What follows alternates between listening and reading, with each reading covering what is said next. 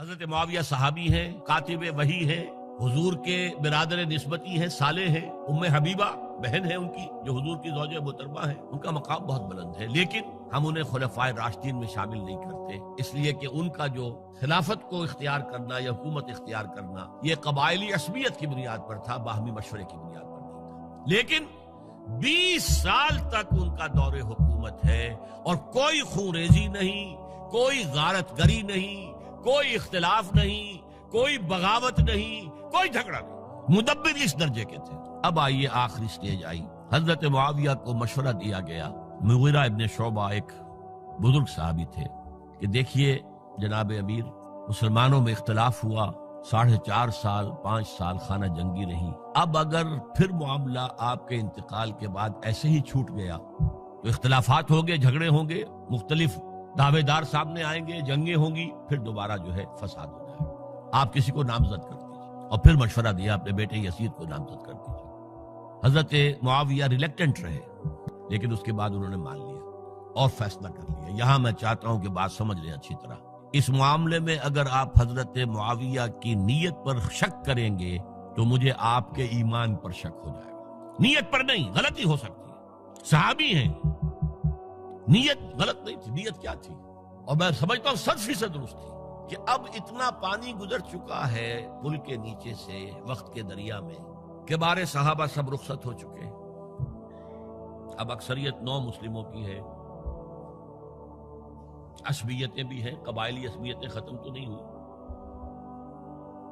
لہذا جب تک کوئی قبائلی عصبیت پیچھے نہیں ہوگی حکومت کے، حکومت نہیں چل سکے گی۔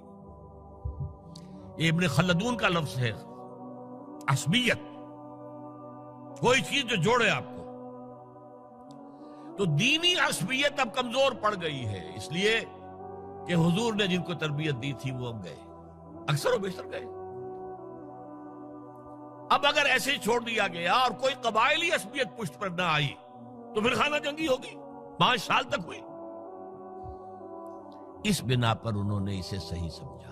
آپ اختلاف کر سکتے ہیں، صحابہ کی رائے سے اختلاف ہو سکتا ہے، لیکن آپ ان کی نیت پر شک نہیں کر سکتے۔ بہرحال واقعہ کیا ہے تاریخی اعتبار سے کہ یہ 10ویں سال میں نامزد کر دیا یزید کو اپنے بعد خلیفہ کے لیے، ولی عہد۔ اس وقت تقریباً سب نے بات مان لی سوائے 5 افراد کے۔ وہ 5 افراد بہت اہم تھے، بہت اہم۔ ابو بکر اہم ترین آدمی تھے، ان کے بیٹے عبد الرحمن ابن ابو بکر۔ عمر نمبر 2 تھے، عبداللہ ابن عمر۔ زبیر، عبداللہ ابن زبیر۔ عباس، عبداللہ ابن عباس۔ اور حسین ابن علی۔ حضرت حسن کا انتقال ہو گیا۔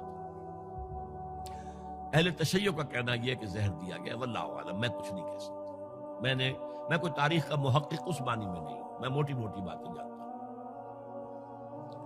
بہرحال انتقال ہو گیا تھا، 5 آدمیوں نے نہیں مانا، لیکن دیکھیے یہ تھی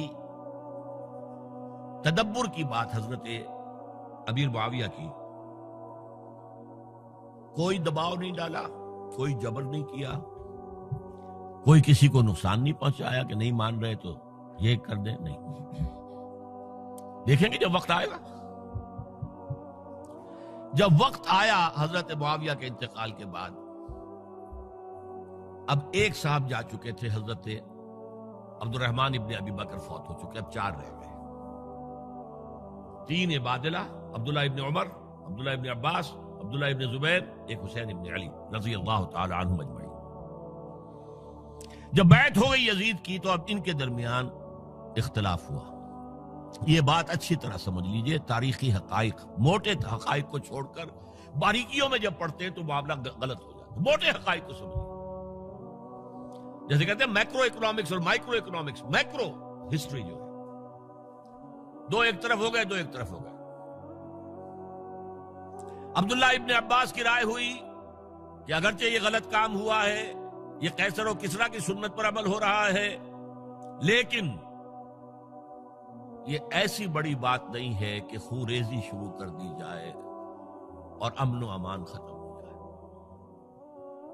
یہی بات عبداللہ ابن عمر کی ہو گئی. یہ دو تو یکجا ہو گئے.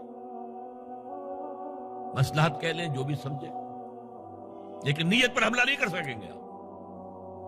دیانتاً انہوں نے یہ سمجھا کہ اب جب کہ ہو گیا معاملہ تو ٹھیک ہے. حرام مطلق تو کہیں نہیں لکھا ہوا قرآن کے اندر کہ بیٹا نہیں ہو سکتا، کہیں نہیں لکھا ہوا. بہرحال ان دو کی رائے یہ ہوئی کہ اگرچہ کام غلط ہے لیکن اتنا غلط نہیں ہے کہ اس کو چیلنج کیا جائے اور اس سے جو ہے خانہ جنگی شروع ہو جائے اور فساد شروع ہو جائے. دو کی رائے یہ ہوئی کہ نہیں، we have to challenge it come what میں. عبداللہ ابن زبیر، حسین ابن علی رضی اللہ تعالی عنہما یا عنہم، تو یہ دو علیحدہ. ان دو میں اب اختلاف ہوا. عبداللہ ابن زبیر کی رائے یہ تھی کہ یہی مقیم رہو مکے میں، حجاز میں، مکے اور مدینے میں، یہاں سے ریزسٹنس موومنٹ ہم شروع کریں گے، کیونکہ یزید کی خلافت تو دمشق میں تھی، بہت دور. حضرت حسین کو خطوط آ رہے تھے کوفے سے. کوفہ حضرت علی کا صدر مقام رہا تھا، اور جن سبائیوں نے فتنہ پیدا کیا تھا حضرت عثمان کے خلاف وہ بھی وہیں آباد تھے.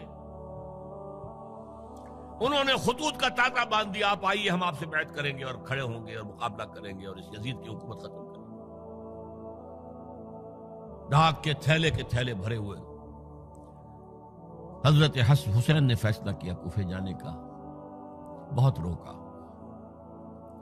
عبداللہ ابن عباس بہت ان سے بزرگ تھے عمر میں، اور ویسے بھی ایک اعتبار سے نانا تھے، ایک اعتبار سے پردادا تھے. حضرت عبداللہ ابن عباس حضور کے چچا زاد بھائی تھے تو نانا ہو گئے کہ نہیں؟ حضور نانا تھے کہ نہیں؟ اور حضور کے چچا تھے حضرت عباس، ان کے بیٹے ہیں.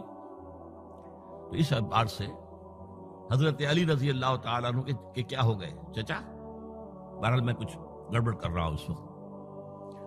وہ دوڑتے جا رہے تھے کہ حسین خدا کے لیے مت جاؤ، خدا کے لیے مت جاؤ، یہ کوفی تمہارا ساتھ نہیں دیں گے.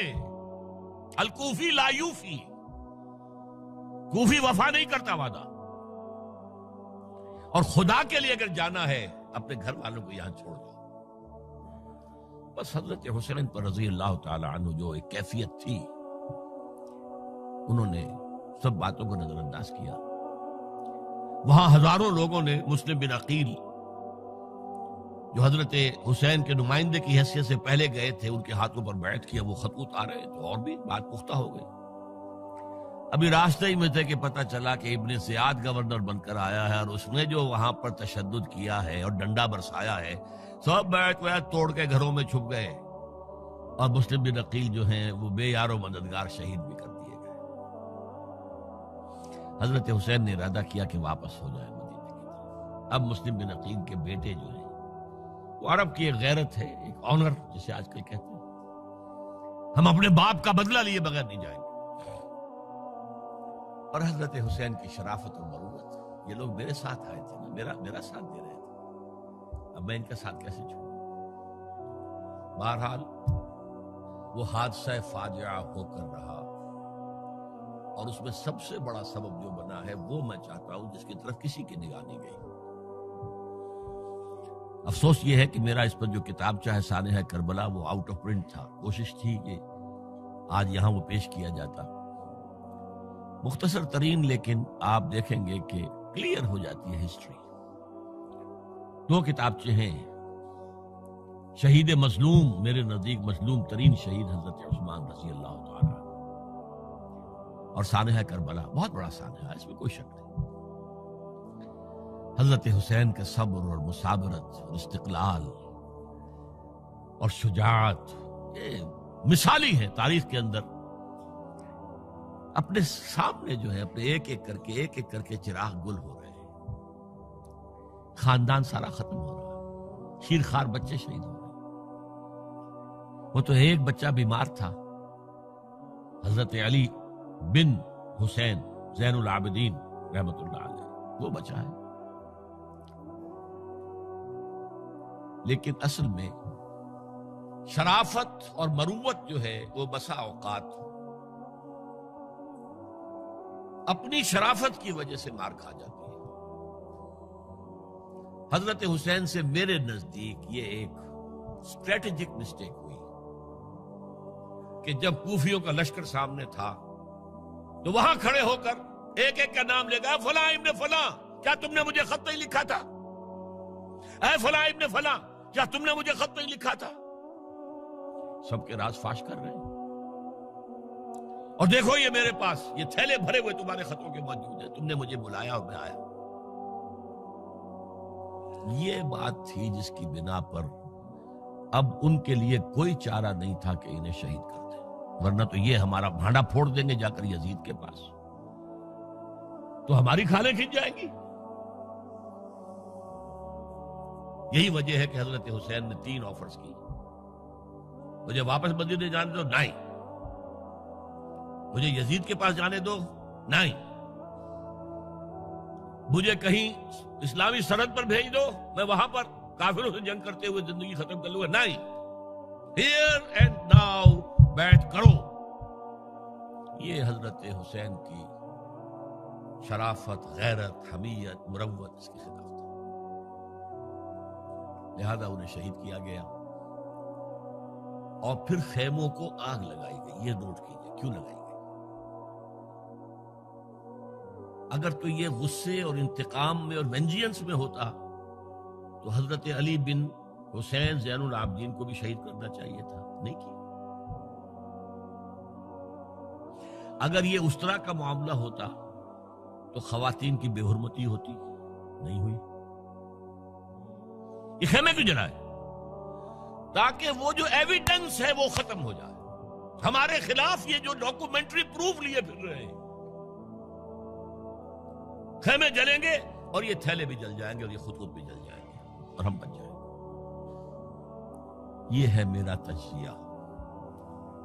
بہرحال اس میں کوئی شک نہیں کہ تاریخ انسانی کے عظیم حوادث میں سے وہ ہے، اور میرے نزدیک حضرت حسین رضی اللہ تعالیٰ عنہ کا اختلاف کر سکتا ہے، جو چاہے کرے، حضرت حسین سے اختلاف کرے اور اتفاق کرے حضرت عبداللہ ابن عمر، عبداللہ ابن عباس کے ساتھ، تب بھی ٹھیک ہے، اور اگر حضرت عبداللہ ابن عباس اور عبداللہ ابن عمر سے اتفاق کرے اور حضرت حسین ان سے اختلاف کرے، تب بھی شک ہے۔ معصوم کوئی نہیں، ہمارے نزدیک معصومیت خاصہ نبوت ہے، نبوت ختم ہوئی حضور پر، معصومیت ختم ہوئی، غلطی ہر ایک سے ہو سکتی ہے اور آپ رائے رکھ سکتے ہیں، لیکن کسی صحابی کی نیت پر حملہ نہیں کریں گے آپ۔ صحابی کی نیت پر حملے کا مطلب کیا ہے کہ محمد صلی اللہ علیہ وسلم تزکیہ نفس نہیں کر پائے، یہ ریفلیکٹ کرے گی حضور کی اس پوری کی پوری جد و جہد پر کہ شخصیت سازی نہیں کر پائے محمد صلی اللہ علیہ وسلم، نہیں، معاذ اللہ ثم معاذ اللہ ثم معاذ اللہ۔ بہرحال یہ ہے تاریخ کے اعتبار سے ہمارے ہاں جو عظیم ترین ذی الحج کے مہینے میں حضرت عثمان شہید ہوئے تھے، 28 ذی الحج کو حضرت عمر پر حملہ ہوا تھا، 1 محرم کو ان کی شہادت ہوئی تھی، 10 محرم کو یہ سانحہ کربلا پیش آیا تھا۔ یہ ہماری اس ابتدائی تاریخ کے اہم لینڈ مارکس سے جنہیں ہم شہادت کے نام سے جانتے ہیں، لیکن میں اب پھر دوبارہ کہوں گا کہ اللہ کی راہ میں قتل ہوئے ہیں۔ وَلَا تَقُولُوا لِمَنْ يُقْتَلُ فِي سَبِيلِ اللَّهِ أَمْوَاتٌ بَلْ أَحْيَاءٌ وَلَكِنْ لَا تَشْعُرُونَ وَلَا تَحْسَبَنَّ الَّذِينَ قُتِلُوا فِي سَبِيلِ اللَّهِ أَمْوَاتًا بَلْ أَحْيَاءٌ عِندَ رَبِّهِمْ يُرْزَقُونَ۔ لیکن وہ شہادت علی الناس کی ذمہ داری جو مجھ پر اور آپ پر ہے، حضرت حسین کو یاد کر لیں، حضرت عثمان کو یاد کر لیں، ان کے لیے کوئی رنج اور غم کا اظہار کر لیں، اس سے کچھ حاصل نہیں ہے۔ حاصل تو یہ ہے کہ شہادت علی الناس کی تیاری کیجئے، اپنی ذاتی زندگی میں آج سے گواہی دیجئے اللہ کے بندے ہونے کی، اپنے عمل میں، اپنے قول میں، اور کوشش کیجئے کہ مل جل کر اس ملک کے اندر وہ نظام برپا کریں کہ جو شہادت علی الناس، دین حق کے ایک کامل نمونے کے طور پر دنیا پر حجت قائم کر دے کہ دیکھ لو اپنی آنکھوں سے، یہ ہے وہ دین حق جو محمد لے کر آئے تھے۔ اللہ تعالیٰ مجھے اور آپ کو اس کی توفیق عطا فرمائے۔ باقی یہ کہ یہ کیسے ہوگا، اس پر تو میری کتابیں پہلے بھی تقاریر میں کر چکا ہوں، وہ منہج انقلاب نبوی وغیرہ وہ ہے، ان کا مطالعہ کیجیے۔ بارک اللہ لی ولکم فی القرآن العظیم ونفعنی وإیاکم بالآیات والذکر الحکیم۔